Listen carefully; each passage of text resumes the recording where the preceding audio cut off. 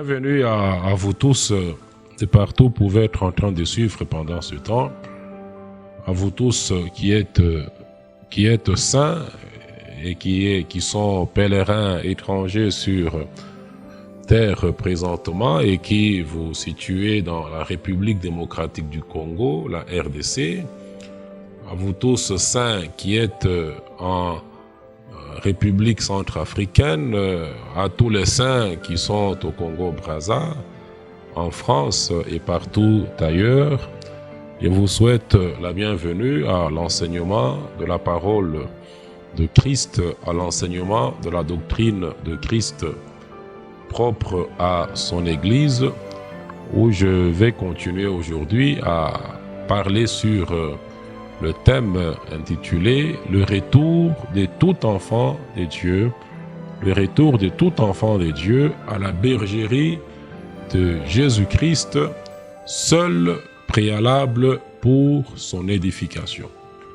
Donc le retour de tout celui que Dieu a déjà sauvé, lorsqu'il a eu à entendre la prédication de l'évangile du salut des dieux, qu'il a répondu favorablement à cette offre du salut des dieux par le sacrifice du Seigneur Jésus-Christ, à tout celui qui a eu à entendre ce message-là et qui a répondu favorablement à ce message-là, le travail que Christ fait à son endroit, c'est de l'édifier, c'est de le construire, de le faire croître, et cela à tous égards, une croissance spirituelle à tous égards.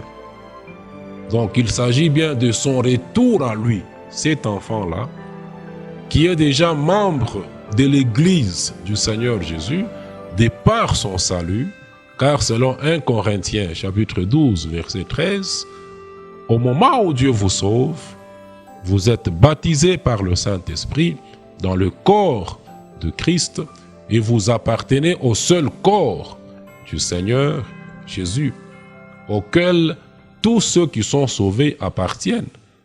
C'est vous inciter, vous là, qui êtes déjà sauvés, qui êtes déjà membre de l'Église de Jésus, à retourner à la bergerie. À retourner à la bergerie. Vous pouvez être brebis du Seigneur, mais être en dehors de la bergerie du Seigneur.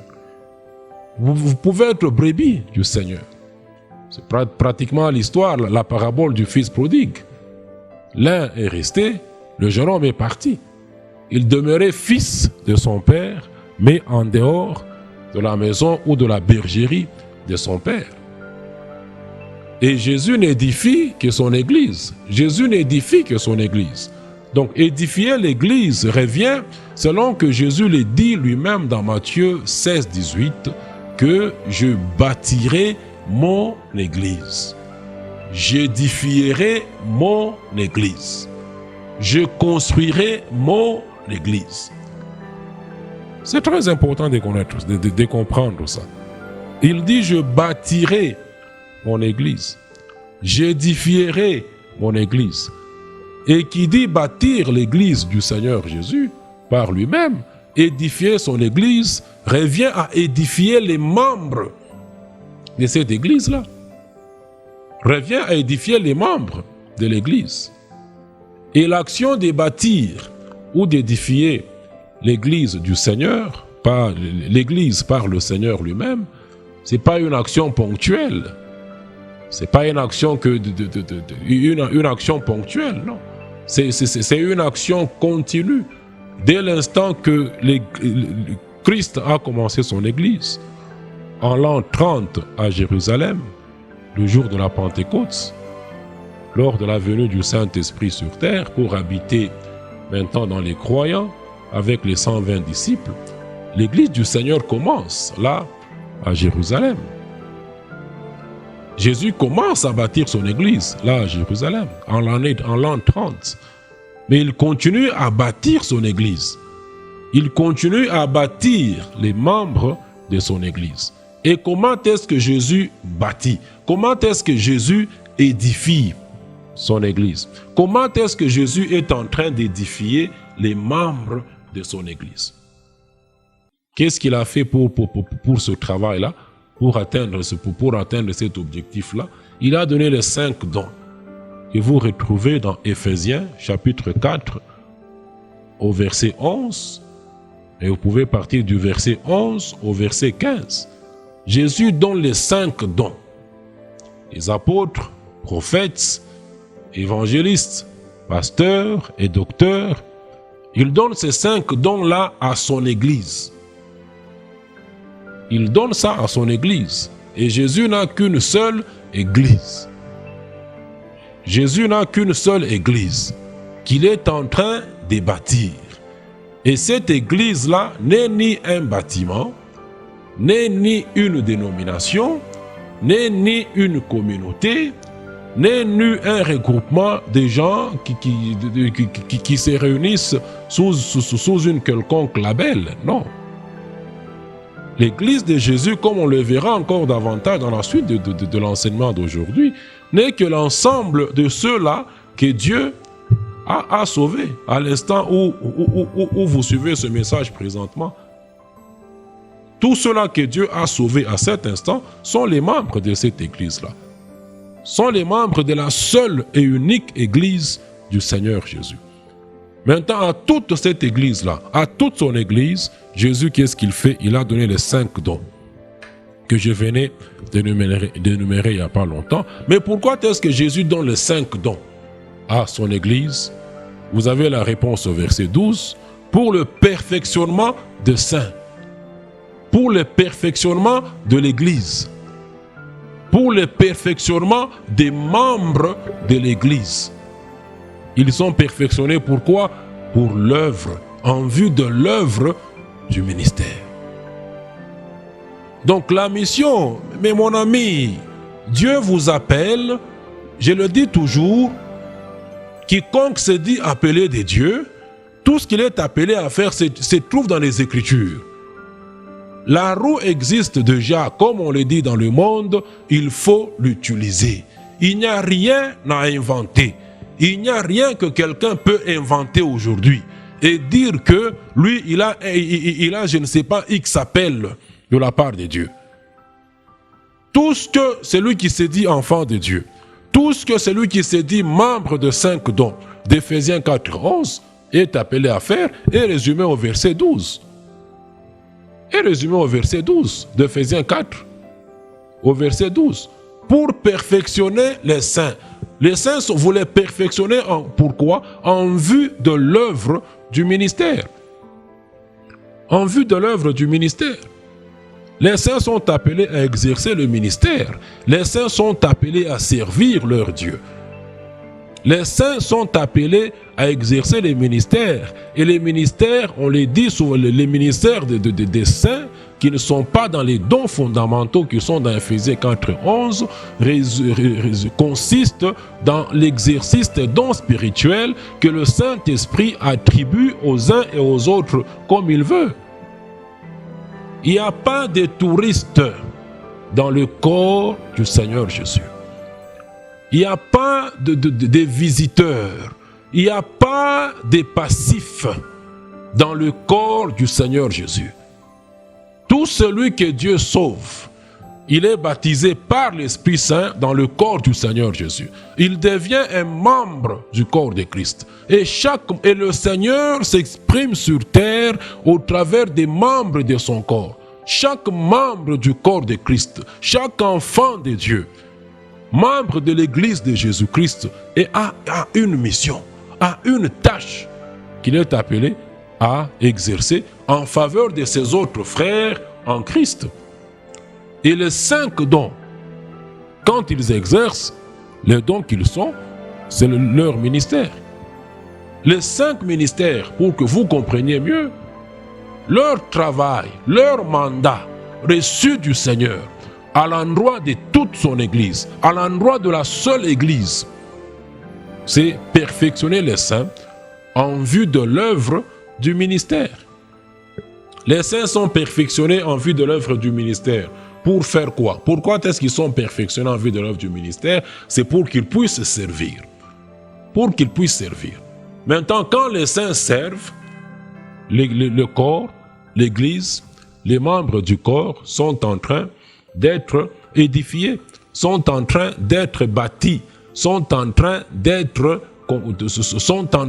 croître. Sont en train de croître. C'est la méthode spirituelle, la méthode divine que Christ est en train d'utiliser. Ce sont les voies divines, les voies de Dieu par lesquelles il est en train de bâtir son Église. Il donne les 5 dons. Les 5 dons perfectionnent tous les saints de son Église. Les saints servent, et quand chaque saint sert en fonction de ce qu'il a reçu de la part du Seigneur, de ce qu'il a reçu de la part du Saint-Esprit, quand chaque saint sert, le corps est en train d'être édifié, est en train d'être bâti. Voilà la méthode divine. Voilà les voies de Dieu par lesquelles il est en train de bâtir. Il est en train de construire son Église. Et pourquoi est-ce que l'Église, pourquoi est-ce que Christ édifie son Église? Vous trouvez ça maintenant au verset 13. Le pourquoi est-ce que Christ édifie son Église? Quand vous lisez le verset 13 d'Éphésiens 4 là-bas, on vous fait voir pendant combien de temps ce travail-là de l'édification des 5 ministères qui perfectionnent tous les saints, et le travail d'édification, pendant combien de temps cela est appelé à durer. Ça vous donne la durée, mais en lisant toujours le verset 13, vous comprenez le but maintenant de l'édification. Quel est le but? C'est pour que tous les saints de Dieu puissent parvenir à l'unité de la foi, à l'unité de la doctrine de Christ et de la connaissance du Fils de Dieu. C'est pour que tous les saints deviennent des hommes faits, des matures. Et c'est pour que chaque enfant de Dieu atteigne aussi la mesure de la stature parfaite de Christ. Et le but ultime, le résultat final de tout ce travail, qui commence avec les 5 ministères, au verset 11, se trouve au verset 14 et au verset 15. Donc vous comprenez? Vous comprenez? Donc Jésus édifie son Église. Vous voyez un peu comment est-ce qu'il édifie son Église? Ses membres par le service des uns et des autres en faveur des autres membres dans le corps. La méthode divine par laquelle Christ est en train d'édifier son Église, par laquelle Christ est en train de bâtir son Église. Et selon 2 Timothée, chapitre 3, verset 16, je le dis toujours, ça c'est un seul verset, mais un verset charnière, un verset très important plutôt, pour vous enseigner toutes choses dans la Nouvelle Alliance. Un verset très important. Qu'est-ce qui est dit? Qu'est-ce qui est écrit au verset 16 de 2 Timothée chapitre 3? Que toute écriture est inspirée de Dieu. Et elle est utile pour enseigner. Pour nous enseigner toutes choses. Vous voulez comprendre comment est-ce que Christ édifie son Église, Christ bâtit son Église, il faut trouver ça dans l'Écriture.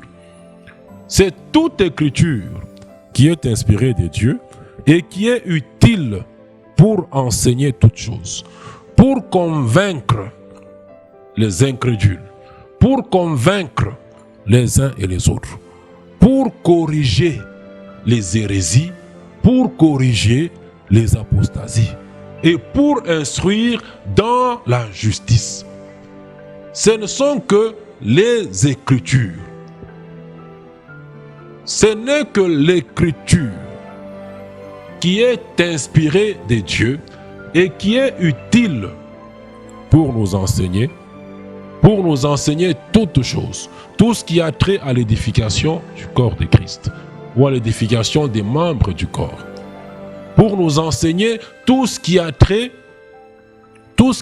à l'Église du Seigneur Jésus. Tout ce qui a trait à l'Église du Seigneur Jésus. Les Écritures prises dans le contexte de l'Église et de la Nouvelle Alliance. Toute écriture, Ancien Testament et Nouveau Testament sont capables, sont les seuls inspirés de Dieu et utiles pour nous enseigner toutes choses. Les écritures de l'Ancien Testament nous servent des ombres aujourd'hui, nous servent des images pour nous faire comprendre la réalité que Christ nous a déjà amenée dans la Nouvelle Alliance où nous sommes, où l'Église est. Seules les Écritures. Et c'est ainsi que chacun devrait toujours se poser la question de savoir. Chacun dans tout ce qu'il fait, chacun dans tout ce qu'il est en train de faire, est appelé à se poser cette question, celle de savoir qu'est-ce qui est écrit dans le Nouveau Testament. Qu'est-ce qui est écrit dans ce que je suis en train de faire, dans ce que le monde est en train de dire, faire présentement, qu'est-ce qui est écrit. Et mon ministère, comme je le dis toujours, est basé sur les Écritures, prises dans le contexte de l'Église et de la Nouvelle Alliance. Pas selon X a dit, ou Y a dit, X a fait, ou Y est en train de faire, non. Car actuellement, le monde religieux, le monde chrétien est bondé de toutes sortes de gens.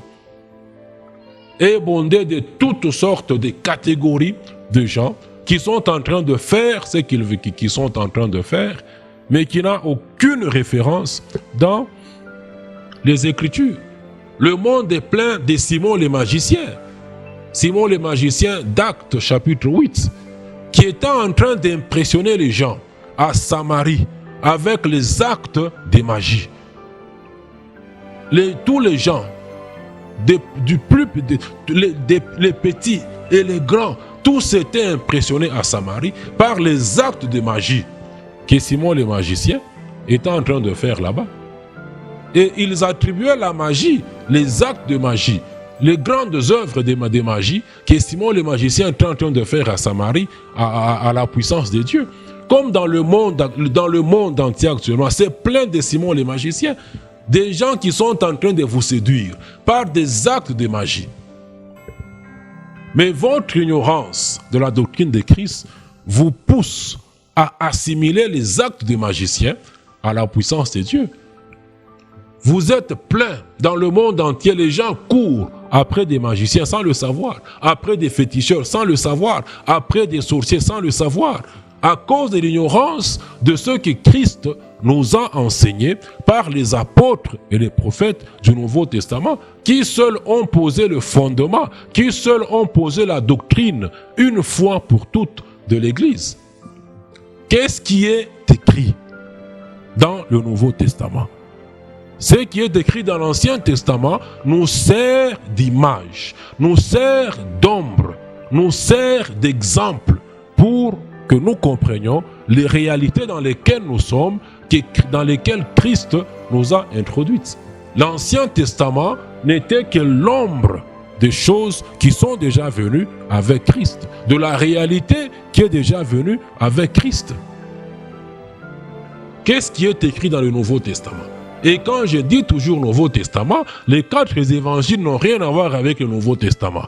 Les 4 évangiles vous donnent la vie sur terre du Seigneur Jésus. Et cette vie sur terre du Seigneur Jésus, il l'a vécue sous la loi. Galates chapitre 4, verset 4 vous le révèle.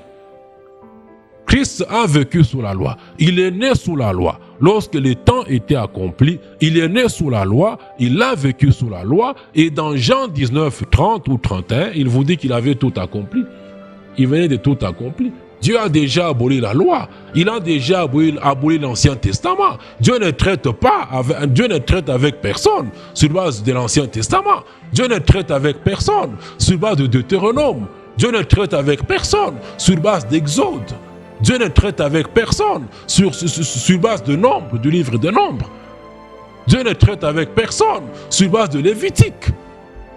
Dieu ne traite avec personne sur toute la terre sur base de l'Ancien Testament, de la loi qu'il n'avait donnée d'ailleurs qu'à Israël, qu'il n'avait donnée qu'aux Juifs.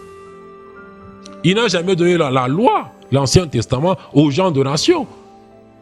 que vous et moi, vous et moi, nous sommes. Le Nouveau Testament ou Nouvelle Alliance commence avec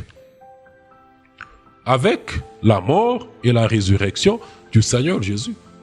Dans Jean chapitre 1, on vous dit que la loi est venue, a été donnée à qui? A été donnée à Moïse.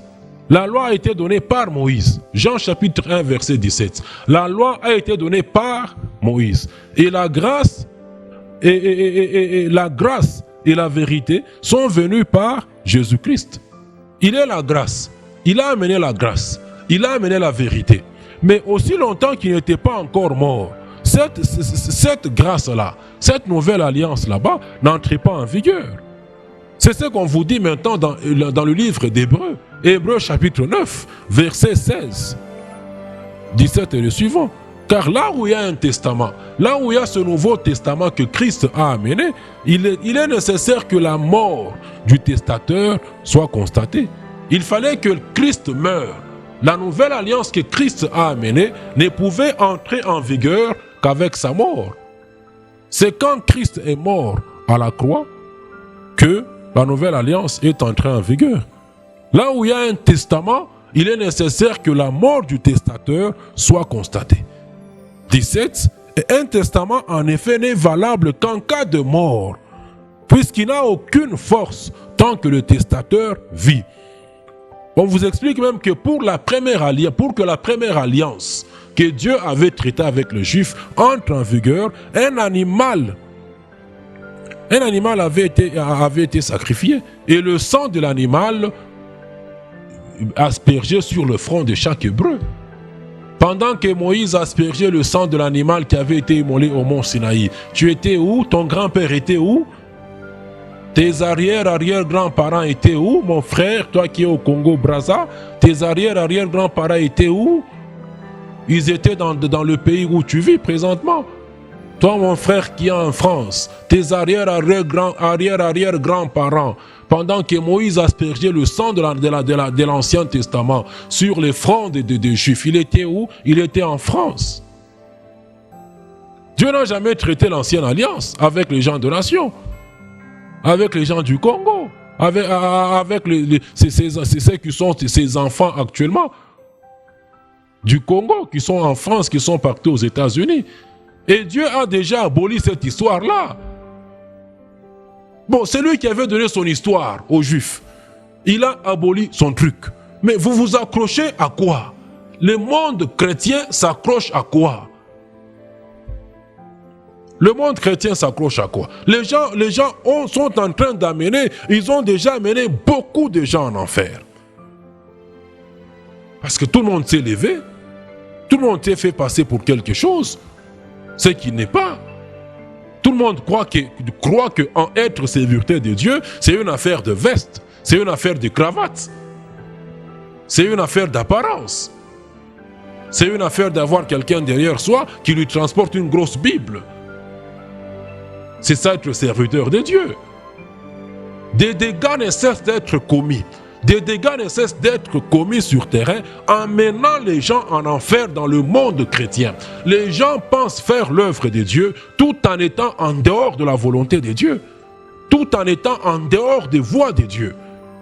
Non seulement par ceux qui sont chrétiens de nom, qui ne sont pas nés de nouveau, même par ceux qui ont la vie divine, par ceux qui ont par ceux qui sont nés de nouveau, sont en train d'amener des gens en erreur avec tous les systèmes chrétiens qui sont en place présentement. Jésus-Christ dit, il est impossible que la tragédie n'arrive pas. Il est impossible que le mal n'arrive pas. Mais malheur à celui par qui cette tragédie-là, ce mal est en train d'arriver. Qu'est-ce qui est écrit dans le Nouveau Testament? Je venais de vous dire que les 4 évangiles, Matthieu, Luc, Jean, Marc, ne font pas partie du Nouveau Testament. C'est la vie sur terre du Seigneur Jésus que Christ a passé sous la loi. La nouvelle alliance commence sur terre. Elle est matérialisée avec la naissance de l'Église. La venue du Saint-Esprit sur terre, le jour de la Pentecôte, dans Actes chapitre 2. Et tous les livres des Actes, c'est aussi une période transitoire, une période transitoire. Mais prenez les épîtres, c'est là que les choses en rapport avec la Nouvelle Alliance nous sont expliquées, nous sont enseignées. Qu'est-ce qui est écrit dans la Nouvelle Alliance? Qu'est-ce qui est écrit dans le Nouveau Testament? Toute écriture écrite dans le contexte, dans le Nouveau Testament, elle est utile pour vous enseigner toutes choses. Les gens sont séduits par les spectacles, les actes de magie de plusieurs Simon les magiciens. Des Simon les magiciens, version moderne. Et attribuer ça à la puissance de Dieu, l'ignorance des uns et des autres. Il est très important. Qu'est-ce qui est écrit?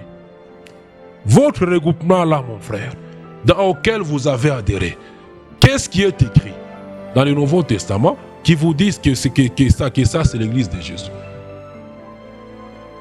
Quelles sont les écritures qui vous enseignent, qui vous ont poussé à faire ce que vous êtes en train de faire, à adhérer à des mouvements où vous avez adhéré? Quelles sont les écritures qui vous ont égaré? Qui vous ont égaré? Les gens ne s'appuient pas sur Christ. Les gens ne s'appuient pas sur Christ. Les gens s'appuient sur leur sagesse. Les gens s'appuient sur... C'est la rhétorique ou quoi? La rhétorique ou quoi? Hein? C'est l'avertissement que Paul adresse aux frères de Colosse, aux Colossiens. Aux Colossiens. Colossiens chapitre 2, verset 16. Que personne, on dit, qu'aucun homme, verset 18, sous une apparence d'humilité.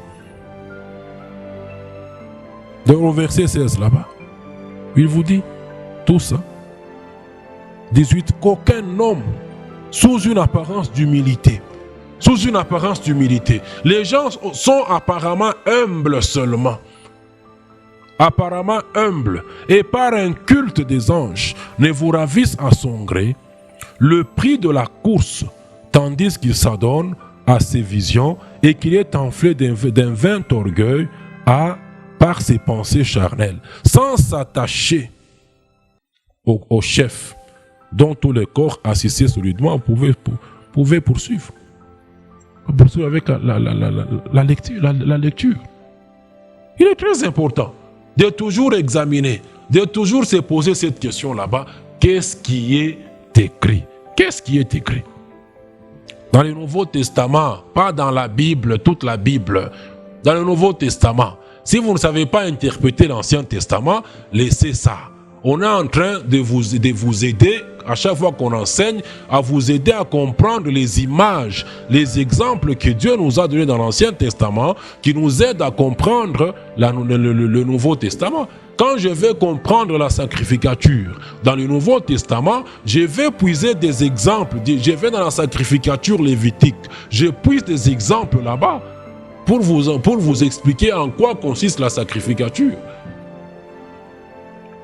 Qu'est-ce qui est écrit dans le Nouveau Testament? C'est ça que chacun doit se poser comme question. Qu'est-ce qui est écrit dans le Nouveau Testament? C'est où dans le Nouveau Testament où l'église de Jésus est devenue un bâtiment? C'est où dans le Nouveau Testament l'église de Jésus est une communauté? C'est où dans le Nouveau Testament l'église de Jésus est une dénomination? C'est où tout ça dans le Nouveau Testament? C'est où? C'est ça qui doit être la question de tout un chacun. Surtout de ceux qui sont sauvés. De ceux qui sont chrétiens sauvés. Chrétiens sauvés. Chrétiens nés de nouveau. C'est ça la question que vous devez régulièrement vous poser. Posez cette question là-bas.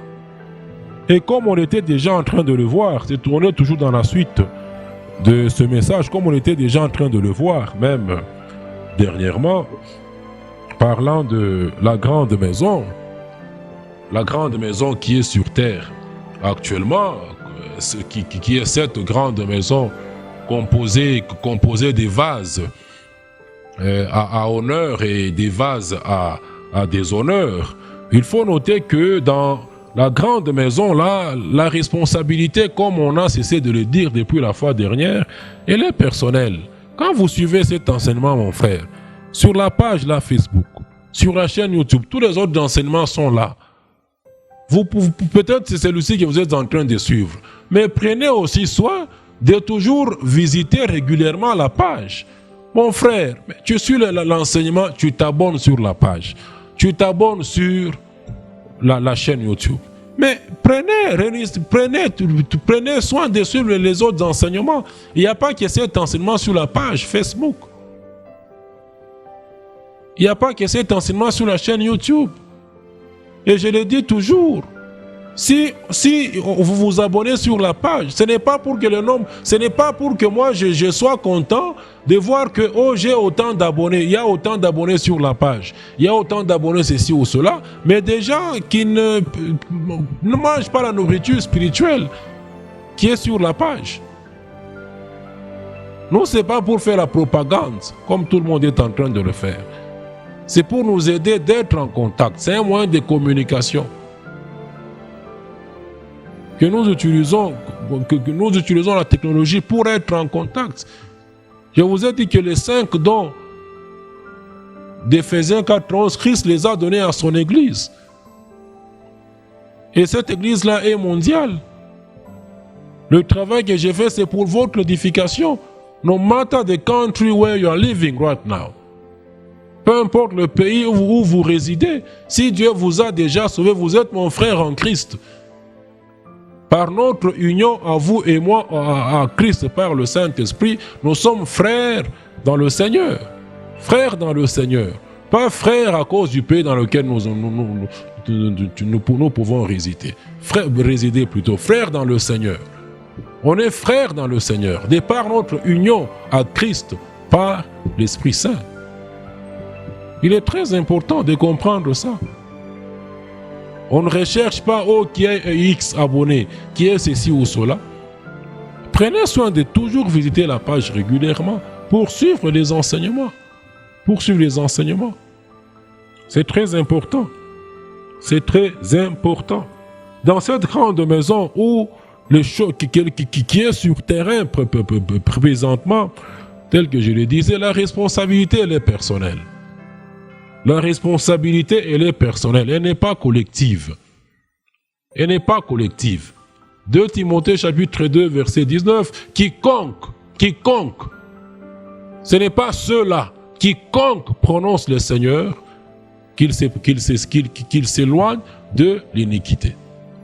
Au verset 20, je crois 21, on vous dit, si quelqu'un se conserve pur, il n'est pas écrit si ceux-là, si toute l'Église, si quelqu'un, si un frère, si une sœur en Christ se conserve pur, la responsabilité, elle est personnelle.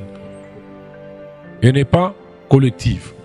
Car dans la réalité pratique, sur terrain actuellement, dans le monde entier, ce que nous sommes en train de voir, ce que vous voyez là, et que vous appelez église ceci, église cela, la réalité pratique, ce qui est visible sur terrain actuellement, n'est pas l'église de Jésus, n'est pas l'église de Jésus selon lui et selon sa doctrine, mais plutôt la grande maison. Plutôt la grande maison. Que vous retrouvez dans 2 Timothée chapitre 2, verset 20. Eh bien, la parole de Dieu, dans le Nouveau Testament, la parole de Dieu dans le Nouveau Testament parle d'une seule église. Ne parle que d'une seule église, d'un seul corps, composé de plusieurs membres. Toute la parole, toute l'écriture, qui est utile pour vous enseigner, ce qui a trait à l'église, ne reconnaît qu'une seule église de Jésus-Christ. Ne reconnaît qu'un seul corps, mais qui est composé de plusieurs membres. 1 Corinthiens chapitre 12, verset 13 et surtout le verset 14. Le corps est un, mais composé de plusieurs membres. Matthieu 16, 18, Jésus a dit, « Je bâtirai mon église. Je bâtirai une seule église. Il n'a pas dit je bâtirai mes églises. Mais je bâtirai mon église. Et cette seule église de Jésus-Christ n'est que l'ensemble des gens que Dieu a sauvés, qui résident dans plusieurs villes, localités ou villages du monde entier. L'ensemble des gens que Dieu a sauvés, résidant dans plusieurs villes, dans plusieurs localités, dans plusieurs villages du monde entier. Et selon les Écritures du Nouveau Testament, Jésus identifie ses membres sur terre par rapport aux villes, localités où ils sont pèlerins sur terre, comme étant simplement, suivez très bien ce développement que je suis en train de faire, il est très important. Et ayez toujours soin de partager ces enseignements aux autres. Il faut faire comme la femme samaritaine. Il ne faut pas garder ces vérités captives pour vous. Partagez avec les autres. C'est très important. Jésus identifie ses membres sur terre en fonction des villes ou des localités où ils sont pèlerins. Et comme étant simplement les représentants de sa seule église. Comme étant simplement les représentants de sa seule église qui habitent ces localités-là. Ceux qui habitent les différentes villes du monde entier que Dieu a déjà sauvés, ceux qui habitent les villages du monde entier que Dieu a déjà sauvés, ils n'ont pas leur église à eux parce qu'ils sont membres, parce qu'ils résident telle ou telle autre localité. Non, mais ils sont juste les représentants de la seule église de Dieu, là où ils sont en train de vivre. Ils ne sont que les représentants, ils ne sont que les membres de la seule église de Dieu, là où ils sont en train de vivre, dans les milieux où ils sont en train de vivre, dans les zones géographiques où ils sont en train de vivre. Et tous, dans les milieux géographiques où ils vivent, dans leur ensemble, Dieu les appelle aussi son église. C'est un jeu de mots très délicat que je vous prie de bien suivre pour comprendre. Donc l'église de Jésus est composé des membres que Dieu a déjà sauvés, qui sont les membres de son corps. Jésus n'a qu'un seul corps, une seule église, et les membres de cette église là-bas résident sur terre présentement dans les différentes villes, dans les différentes zones géographiques dans le monde entier. Et ceux qui sont dans une zone donnée, dans une zone X, Dieu les appelle tous dans leur ensemble aussi son église. Il les appelle aussi son église. Il les appelle aussi son temple. Il les appelle aussi sa maison. Ce sont les exemples que vous avez par exemple dans 1 Corinthiens chapitre 1, verset 2. Les enfants de Dieu qui étaient à Corinthe. Quand Paul écrit dans sa lettre, quand Paul leur adresse cette lettre, qu'est-ce qu'il dit au verset 2? Et à l'église de Dieu qui était où? À Corinthe. Et aux membres, aux représentants de l'église de Dieu qui habitaient la ville de Corinthe. Toujours dans 1 Corinthiens chapitre 12, verset 27, il dit, ne savez-vous pas que vous êtes le corps? Donc 1 Corinthiens chapitre 12, verset 27, qu'est-ce qui est écrit? S'adressant toujours aux Corinthiens, aux enfants de Dieu qui résidaient à Corinthe, il dit, vous tous là, à Corinthe, tous les enfants de Dieu qui étaient à Corinthe, il dit, vous êtes le corps de Christ. Vous êtes l'église de Christ et vous êtes ses membres, chacun pour sa part. Ceux qui habitent, ceux-là que Dieu a sauvés, qui habitent une zone géographique donnée, qui habitent une région, qui habitent une ville donnée, Dieu les appelle dans leur ensemble à tous. Son temple, il les appelle aussi sa maison. Éphésiens chapitre 2, verset 22. Vous trouvez ça? Les enfants de Dieu qui étaient à Éphèse, Paul leur dit, en lui vous êtes aussi édifiés, en lui Christ, vous êtes aussi bâtis, vous êtes aussi construits pour être une habitation de Dieu en esprit. Donc un enfant de Dieu individuellement n'est pas le temple de Dieu. Il est le temple du Saint, son corps est le temple du Saint-Esprit. C'est très important de connaître et de comprendre ces notions. Individuellement, tel que je suis là, mon corps n'est que le temple du Saint-Esprit, mais n'est pas le temple de Dieu. Dans la ville où je suis présentement, tous les enfants de Dieu, dans leur ensemble, dans la ville où je réside, dans la zone géographique où je réside avec eux, dans notre ensemble à tous, nous formons à ce moment-là le temple de Dieu, nous formons dans notre ensemble la maison de Dieu. Amen. Ce sont des notions très importantes. C'est l'Église dans son ensemble qui est la maison de Dieu. C'est l'Église dans son ensemble qui est le temple de Dieu. Individuellement, mon corps n'est que le temple du Saint-Esprit. Il n'est pas le temple de Dieu. Individuellement, mon corps n'est que le temple du Saint-Esprit. 1 Corinthiens 6, 15, ne savez-vous pas que vos corps sont des membres de Christ? Nos corps, tout mon corps là, un seul membre de Christ. Un seul membre de Christ. Donc vous comprenez? Il est très très important. Toujours 1 Corinthiens 6, 19. Ne savez-vous pas que votre corps est le temple du Saint-Esprit? Mon corps, en tant que sauvé, n'est que le temple du Saint-Esprit. Mais tous les enfants de Dieu, dans la zone géographique où je réside présentement, devant Dieu, nous formons le temple de Dieu, nous formons la maison de Dieu par le Saint-Esprit. Mais mon corps à moi individuellement, le corps de tout enfant de Dieu, n'est que le temple du Saint-Esprit seulement. 1 Corinthiens 6, 10, 9. Vous comprenez? C'est très bonne chose qu'on est en train de développer par la grâce de notre Seigneur Jésus-Christ. Donc, Dieu appelle. Jésus n'a qu'une seule église, mais il appelle aussi tous ses enfants qui habitent une zone géographique donnée, son église. Il les appelle tous dans leur ensemble. Ils forment son église. Qu'est-ce que cela signifie? Il n'a qu'une seule église, mais ceux qui habitent une zone géographique donnée, il les appelle son église. Ils sont son église. Ils sont les représentants de son église. Comme il n'y a qu'une seule église, l'église est une et indivisible. Et l'église a pour chef suprême Christ. Et tous les enfants de Dieu, tous les membres de l'église ne sont que les membres. Ils sont membres des uns, des uns. Ils sont les membres du seul corps de Christ. Ils ont un seul centre de rassemblement qui est le nom du Seigneur Jésus.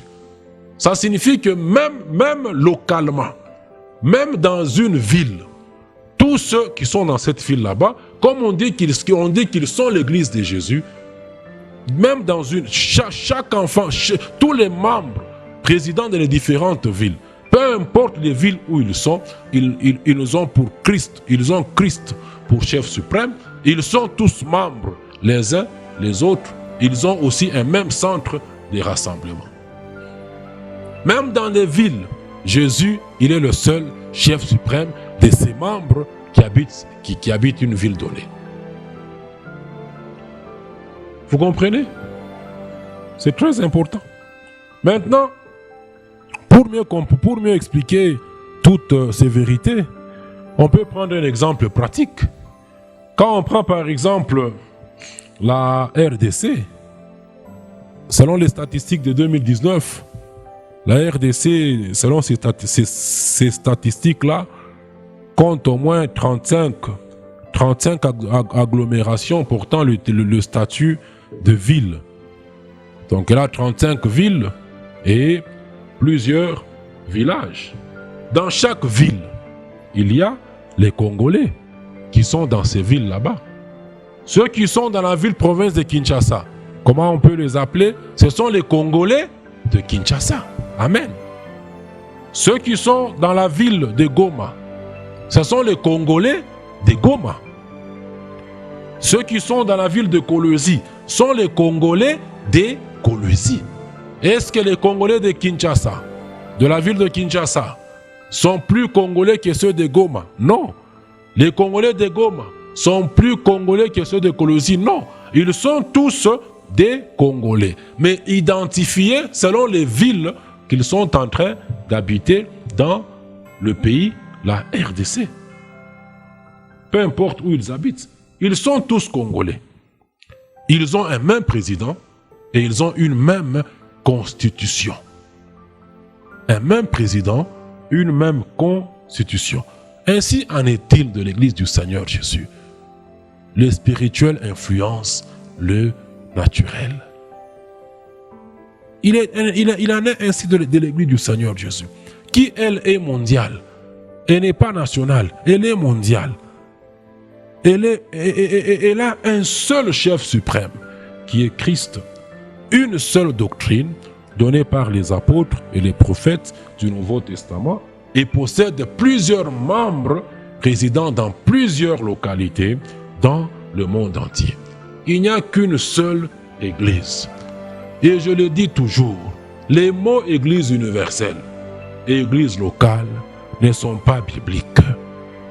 Ne sont pas bibliques. Ne sont ni bibliques, ni doctrinales. Ils viennent des hommes et ont contribué à créer beaucoup de confusion, beaucoup de désordre.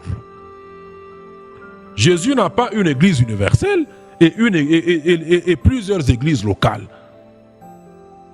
Ce n'est pas biblique. Ce n'est pas biblique. C'est ce que je vous ai dit. 2 Timothée 3,16. Ayez toujours ça à votre esprit. 2 Timothée 3,16. Toute écriture est inspirée de Dieu. Il n'y a que les écritures, pas vos syllabus que vous écrivez dans le marché noir, pas vos syllabus, pas papa a dit. Dans l'église, il n'y a pas de papa a dit. Dieu n'a pas de papa dans son église. Pas tel a dit, tel disait ceci, n'est-ce pas, mais il n'y a pas de problème, n'est-ce pas, on fait ça, il y a ceci ou cela autour de Simon le magicien. Merci, faites débat d'idées, ça prouve que vous n'êtes pas sauvés et vous allez finir devant le tribunal du grand trône blanc au dernier jugement pour aller en enfer. Quelqu'un qui trouve qu'il peut faire débat d'idées, qu'il peut nier, c'est qu'il peut chercher à démontrer sur base de sa sagesse ce qui n'est pas dans les Écritures, c'est vraiment, il fait le jeu du diable. C'est vraiment quelqu'un qui n'est pas sauvé. Si vous pouvez défendre des choses qui ne sont pas dans les Écritures, je ne sais pas en quoi vous dites, en quoi vous trompez les gens en disant faire l'œuvre de Dieu. Si vous défendez des histoires à cause de vos intérêts, à cause de l'argent, en menant les gens en enfer, rendez-vous devant le tribunal du grand. Nous serons déjà enlevés. En enlèvement de l'église, nous partons. Après 7 ans là-bas, nous revenons avec le Seigneur, épouse du Seigneur. Nous célébrons dans le millénium. Nous sommes là, royaume de paix, de justice et de joie. Après là-bas, la petite rébellion du diable. Après le jugement du grand trône blanc, c'est là que vous apparaîtrez. C'est là que vous allez comparaître. Vous défendez l'indéfendable. Vous défendez l'indéfendable. Et ça, c'est être méchant. C'est être méchant. Si vous pouvez faire débat d'idées sur ce qui n'est pas dans les Écritures, on vous dit que ce sont les Écritures qui sont inspirées de Dieu et qui sont utiles pour vous enseigner. Vous faites débat d'idées. Vous avez inventé Église universelle, Église locale. C'est où dans les Écritures, Église universelle? C'est où Église locale? Dans les Écritures. C'est où? Maintenant, tout le monde a ses églises locales. Tout le monde a ses églises locales. Le fait d'être dans un bâtiment, il est dans un quartier, il a 5 bâtiments dans le même quartier. Chaque bâtiment, c'est église locale.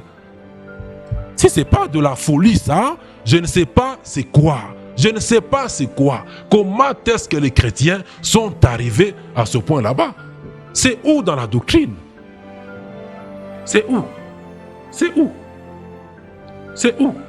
Jésus n'a pas une église universelle à côté et une église et plusieurs églises locales. Les rencontres des membres de l'église deviennent des églises locales. Le réunion des membres de l'Église, que les Écritures nous enseignent, deviennent les églises locales, comme tout le monde les appelle aujourd'hui. Ce n'est pas biblique. Jésus a une seule Église, dont les membres sont éparpillés sur toute la terre, dans plusieurs localités, villes du monde entier. Église universelle, Église locale, ne viennent pas des dieux. Ne viennent pas des dieux. Je ne sais pas si ceux-là qui avaient inventé ces mots avaient la compréhension que les gens ont aujourd'hui, surtout de l'église locale. Je ne sais pas si c'est la même compréhension que les théologiens ont de ce qu'ils appelaient église locale. Je ne sais pas si c'est la même compréhension. Ce sont les bâtiments que les théologiens ont appelés église locale. Ce sont des mots qui viennent des hommes et jouent sérieusement le jeu du diable. Le jeu du diable. Le jeu du diable. Voyez toutes les confusions. Surtout en rapport avec ce que tout le monde appelle l'église locale. Voyez les confusions. C'est étonnant. Étonnant. Où est-ce que Jésus dit dans Matthieu 16, 18 que je bâtirai mon église universelle et je bâtirai mes églises locales? C'est où? Je venais de vous faire un développement subtil il n'y a pas longtemps. Jésus n'a qu'une seule église, ayant les membres éparpillés dans plusieurs villes, plusieurs zones géographiques dans le monde entier. Et tous ceux qui résident une ville donnée, Jésus les appelle son église. Ils ne sont que les représentants de sa seule église. Moi, je suis membre de l'église du Seigneur Jésus. Je n'appartiens pas, je ne suis pas dans une église universelle d'un côté et une église locale de l'autre côté. On ne peut pas appartenir à deux églises à la fois. Étonnant aujourd'hui, dans le monde entier, dans le monde chrétien, étonnant aujourd'hui, où quelqu'un dit aux gens qu'il est sauvé. Quelqu'un dit aux gens qu'il est sauvé, c'est-à-dire il est un enfant de Dieu. Et selon les Écritures, il a été ajouté à la seule église de Dieu. Comme cela nous est révélé dans Acte 2, verset 47, que Christ ajoutait à l'église chaque jour ceux qui étaient sauvés. Celui qui est sauvé, Dieu l'ajoute à l'église du Seigneur Jésus. Éphésiens 2, 20 nous le révèle aussi, disant que vous avez été intégrés, vous avez été ajoutés à la maison que Dieu est en train de construire sur les fondements des apôtres et des prophètes, qui n'est rien d'autre que Christ, selon 1 Corinthiens 3, 11. Si quelqu'un est un enfant de Dieu, il est sauvé, Dieu l'a ajouté au moment de son salut à la seule église du Seigneur Jésus. C'est-à-dire aussi que lui n'a pas d'église, mais il est un membre de l'église de Jésus-Christ. Il est un membre. Si vous êtes sauvé, si vous êtes un enfant de Dieu, vous n'avez pas une église, vous n'avez pas votre église, vous êtes membre du Seigneur, de l'église du Seigneur Jésus. Il a dit qu'il bâtira son église. Son église. Vous êtes membre de son église. Mais que quelqu'un dise aujourd'hui avoir une église. Quelqu'un s'est dit enfant de Dieu, mais il a une église. Il dit qu'il a une église. Que Dieu lui a dit d'avoir une église. Mais mes frères et sœurs, c'est quoi ça? C'est quoi ça? Ça, c'est quel Dieu? Ça, c'est quel Dieu? Tu te dis sauvé. Tu te dis enfant de Dieu. C'est-à-dire tu es membre de l'église du Seigneur Jésus. Comment tu peux maintenant avoir une église? Comment peux-tu avoir une église? Comment peux-tu avoir une église? Comment Dieu peut te dire, toi, d'avoir une autre église?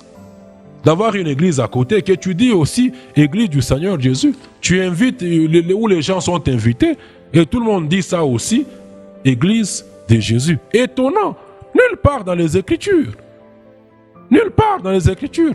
Où sont les communautés de l'apôtre Paul? Elles sont où? Où sont les communautés? Où sont les dénominations que Paul a laissées sur cette terre? Où sont les églises de Paul? Où sont les églises de Pierre? Où sont les églises de Matthieu? Qu'ils ont laissées sur cette terre. Étonnant. Nulle part dans les Écritures. Et cela ne vient pas de Dieu. Cela ne vient pas de Dieu. Tous ceux qui disent, Dieu m'a dit d'avoir une église, j'ai une église, ceci ou non, mon frère, ça ne vient pas de Dieu.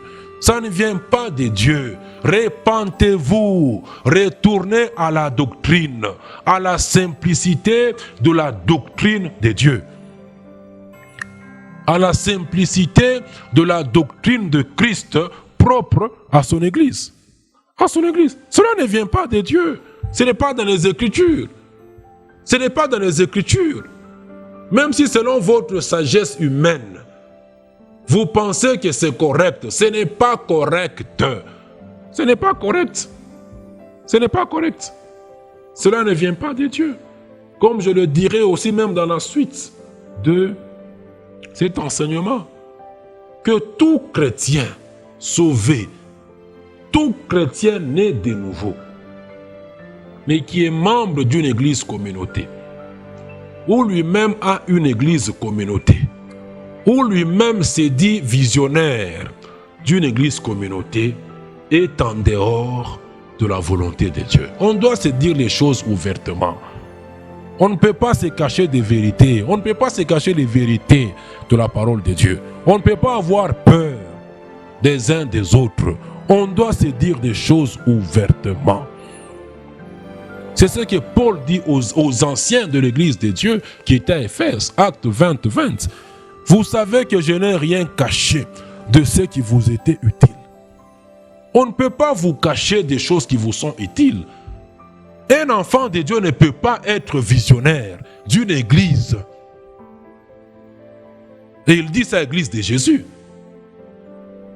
Un enfant de Dieu ne peut pas avoir une église à lui, où il s'autoproclame, il dit aussi ça à l'église de Jésus. Non. Quiconque est dans cette voie-là est en dehors de la volonté de Dieu. Et ce qu'il fait là ne vient pas de Dieu, n'est pas dans les Écritures. Et le retour à la bergerie consiste à quitter, à abandonner toutes ces voies-là pour reconnaître, se reconnaître uniquement comme membre de l'Église, de la seule Église du Seigneur Jésus-Christ, à laquelle on appartient de par son salut. Se reconnaître uniquement. Moi, j'ai quitté le protestantisme, où j'étais, les communautés. Quand Dieu a commencé à m'enseigner, à me révéler les vérités, j'ai compris. Je suis revenu à la bergerie. Je suis membre du corps de Christ. Je ne peux pas avoir une église. Je suis membre de l'église de Jésus. Moi, je suis membre de l'église d'autrui de Jésus. Comment je peux avoir une autre église à côté que je vais dire église de Jésus? Si Dieu le veut, je continue cet enseignement prochainement. Étonnant. Donc, les chrétiens ont touché le fond du trou. Étonnant. Étonnant. Si Dieu le veut, je continue prochainement. Eh bien, pour l'instant, que son amour à lui grand Dieu, la grâce du Seigneur Jésus-Christ et la communion du Saint-Esprit demeurent avec tous les saints dans les différents pays où vous venez de suivre. Au nom de Christ Jésus. Amen.